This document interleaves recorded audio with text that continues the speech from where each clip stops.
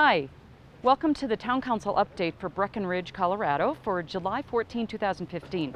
I'm Kim Dykstra, the Director of Communications for the Town of Breckenridge, here with the updates on the Town Council. Lots of things going on, so if you'd like to get involved, please visit us online at www.townofbreckenridge.com. We also have a Facebook page and a Twitter, lots of ways to kind of stay involved. So we hope that you will engage yourself and become involved with the Town of Breckenridge. We're going to hear from our Town Manager, Tim Gagan, with all of the highlights from the July 14th Breckenridge Town Council meeting. Great, the July 14th Town Council meeting. You are an expert at taking far from an expert. very complex issues, that the one I'm going to talk about, and dialing them down into something very simple. And I think that the water issue is one of those very complex issues that you have a great way of being able to put down into layman's terms. And Sure. we had our water attorney there the other night explaining the whole water issue to our town council. Right. Well, we've been going through this process of looking at our new water plan, and what that required was for us to update, in essence, our water rights and get some new ones, or at least modify our existing ones, I should say, related to being able to treat the water that we'll take from the Blue River down by Lake Dillon. And we've been presenting that project, and Glenn Porzak, our water attorney, along with Gary Gallagher as a council rep, we've been working over the last year to perfect a water right so we can do that water plant. But as a part of the update, what Glenn does is take us through our whole water portfolio. And one of the great successes of Breckenridge going way back into the 1960s, 70s, and 80s was the town really worked very hard at getting water rights that were very senior. And in Colorado, that's very important, because the more senior your rights are, the more flexibility you have in how you use them. And we have one of the oldest rights in the state of Colorado. It's an 1855 right that allows us to essentially draw water from the Blue River directly, treat it, and then service our customers, and then in turn that goes to the wastewater plant and then goes back into the river. Well, what we did with the with this update was, when we did the water plant water rights, we actually had to remodify several of where we have storage buckets, the Tarn being a storage bucket, Green Mountain Reservoir, Windy Gap. And Glenn really does a really nice job of showing a chart to see where all these water are located. And interestingly, the way water rights work is you have to many times take a water right that's not right in your back door and move it by paper to allow you to use the right where you need to use it. And in our case, we moved rights around to allow us to use it both, not only what we have at our Tarn plant, the Gary Roberts Tarn water plant, but also the new water plant. So Glenn did a great job of explaining that to the council. And of course, it is a complex, the language alone can get you very confused with augmentation and this and that. But suffice it to say, with some very wise decisions and investments the council has made, and more recently with some water rights approvals we just got for the water plant, the town is in great shape. We have, we'll be able to cover all of our growth needs. And in addition, we'll be able to take a look at that unincorporated area between the town and Farmer's Corner, where the new plant is going to be built, and potentially help some people get off wells and get onto a public water supply. And we hear regularly about people's wells going dry or something else like that. So, our water is high quality, and that's the other great thing, is that the new plant will mirror that kind of treatment process and set us up for 50 years into the future easily. Yeah, it's a great update and a very complex issue. I understand. Another one that we were looked at the other night at the 14th of July was a development agreement up at the base of Peak 8. Right. And that was with the developers for the Breckenridge Grand Vacations. That's correct. This is a continuation of the project that they've already started up there where the old Berge building was. And it's a part of the master plan. Vail, when they originally did their master plan, I guess 12 years ago, one of the buildings was called 804, and that's where basically their ticketing, restrooms, some daycare, things like that are located. It's a very old building. It was planned to be torn down at some point in time and rebuilt with some type of lodging product. The Millheisers, through their Grand Vacations project, have worked out a tentative arrangement with Vail in which they're going to buy that site and build a continuation of their timeshare project that they've started right next door at the Berge. And in order to do that, and because of the nature of the original agreement with Vail, the town council had to look at a development agreement because there's so much density that they're allowed, there's so many skier services that have to be built in the basement of that building, essentially, to replace what's going to be lost when they tear down this building, that all those had to be looked at so that they can at least start the planning process. It doesn't guarantee approval, it just gets them going with the framework upon which they could do the density and provide for incorporating all of those services. And in addition, giving the town a public benefit because they are asking for some special considerations relative to parking and a few other things that are pretty normal in these type of large developments. So the council approved that development agreement on second reading, and so that will probably start the Grand Vacation folks on their process for the next 6 to 8 months of going through planning.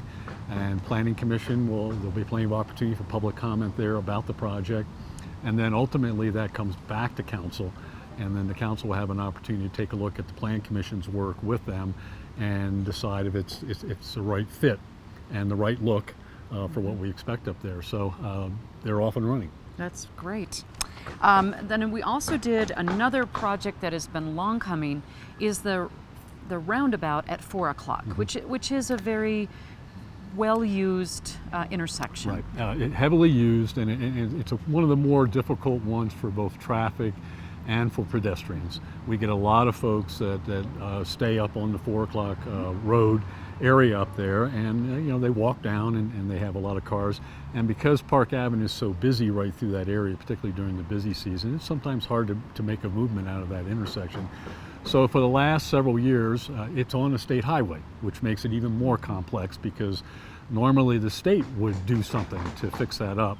And we've been working with the CDOT, the Colorado Department of Transportation, to come up with not only design but also funding. Well, the design got finalized a couple of years ago, but the money, because of the increasing cost of the project, was really the challenge. CDOT brought a certain amount to the table, the town contributed some, but it wasn't enough. When we really looked at the project several years after the initial design, the cost had gone up. So we've now lined up all the money. The town and CDOT both came to the table, worked it out, and we're actually starting construction now in the sense that we have to move utilities that are right around that intersection. There's a fairly large XL station right there, a gas pressure station that needs to be moved.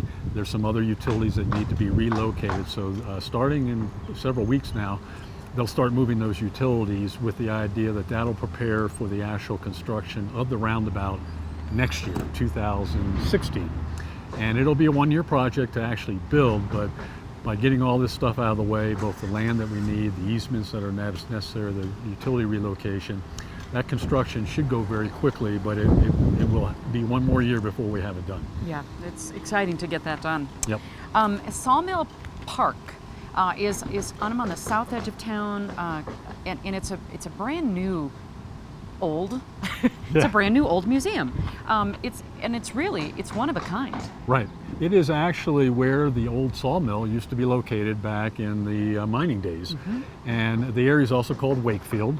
The Wakefield name, the family actually operated that sawmill many years ago, and in fact we just dedicated the site. We didn't, the Breck Heritage Alliance, on behalf of the town and its citizens, dedicated that. The town provided quite a bit of the funding to do that, and had some great local historians like Robin Theobald and Rick Haig and some other folks. I think Bill Fountain was very involved, that really not only are trying to replicate what was there, but also they found an amazing amount of old artifacts, not only from this area, but over in Leadville and some other areas, as I understand it.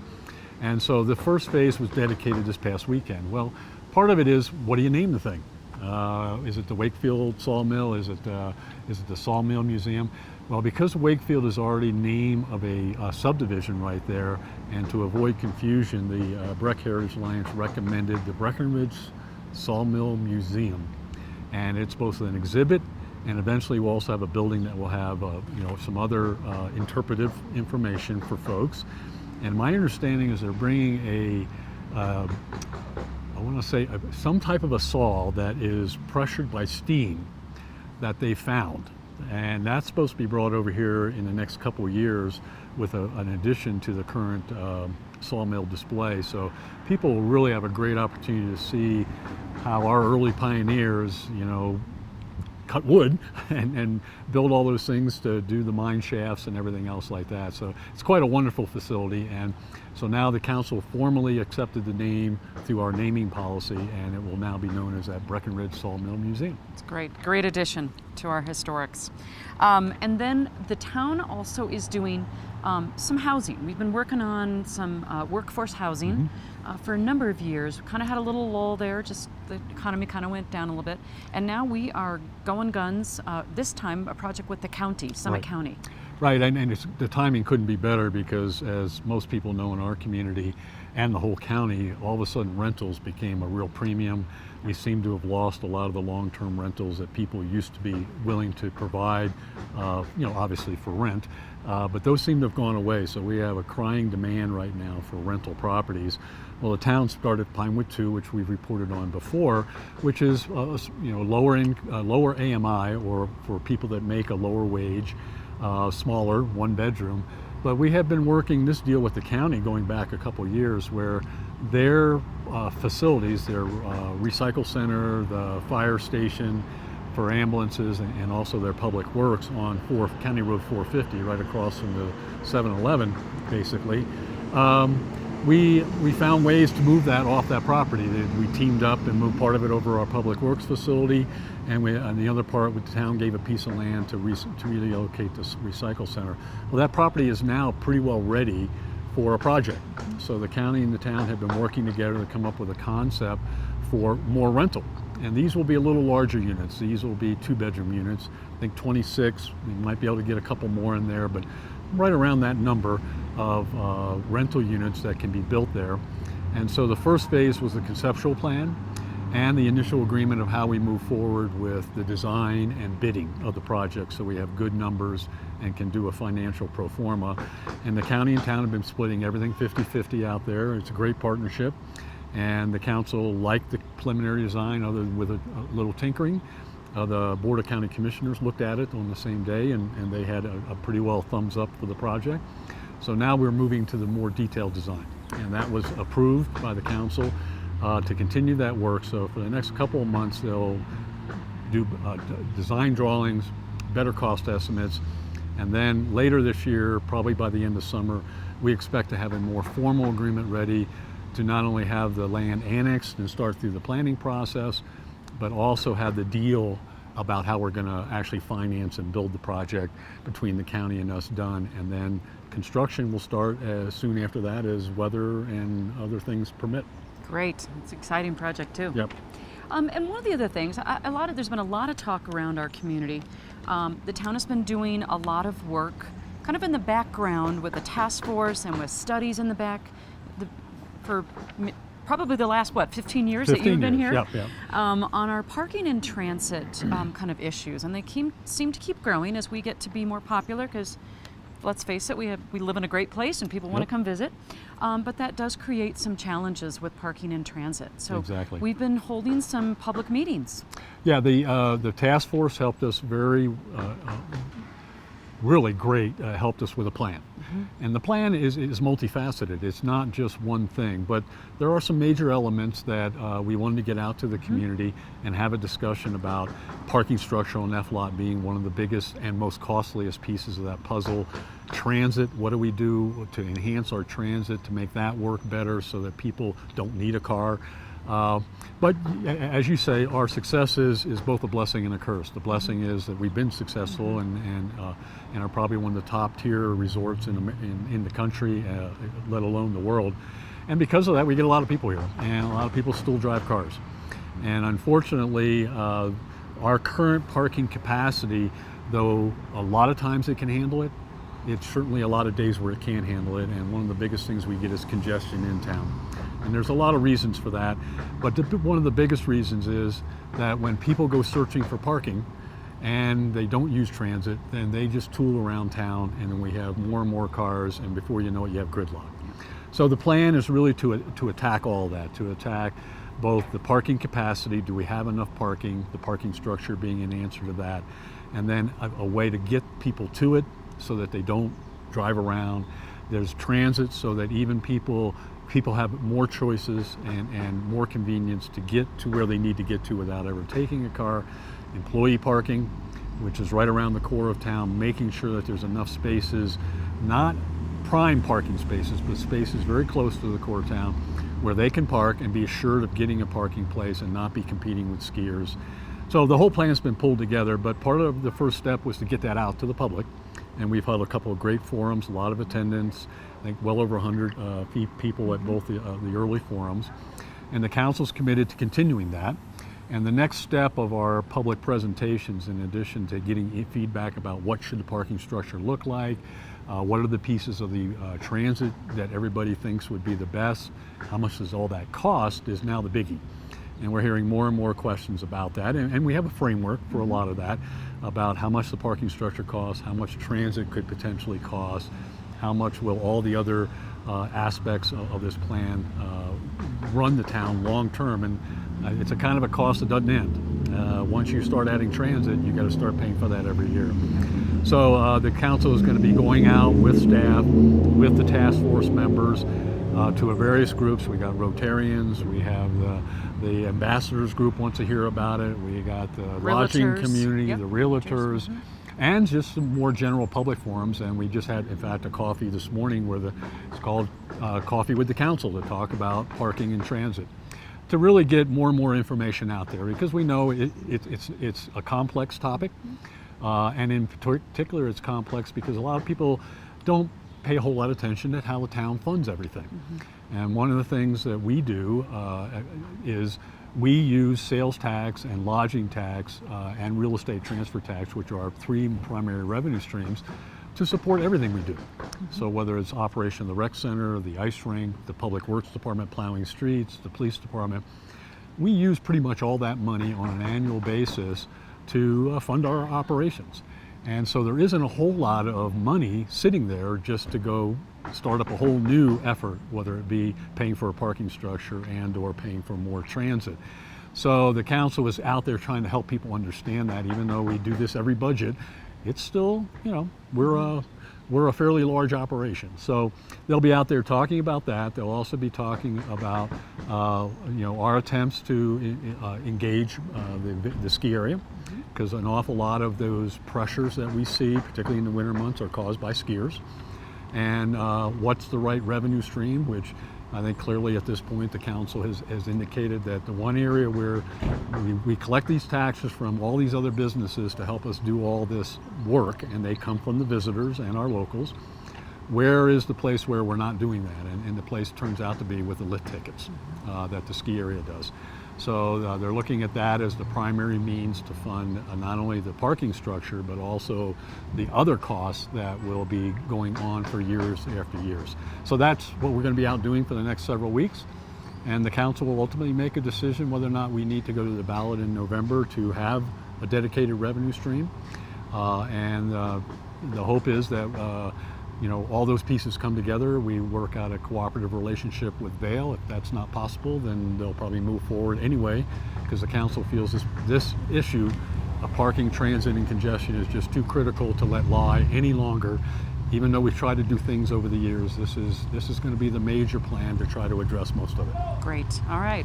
So more details coming and more ways for people to learn more. Exactly. Great. Thanks, Tim. Okay. There you have it. There's a lot going on in the town of Breckenridge, and we hope that you will get involved and learn more about what's going on. Check us out on our website at townofbreckenridge.com or Facebook. Join us on Facebook, like it, follow us on Twitter, and you can learn more of what's going on in the town of Breckenridge. On behalf of the town council and all of us here at the Breckenridge town, I appreciate your interest and look forward to seeing you at the next town council meeting.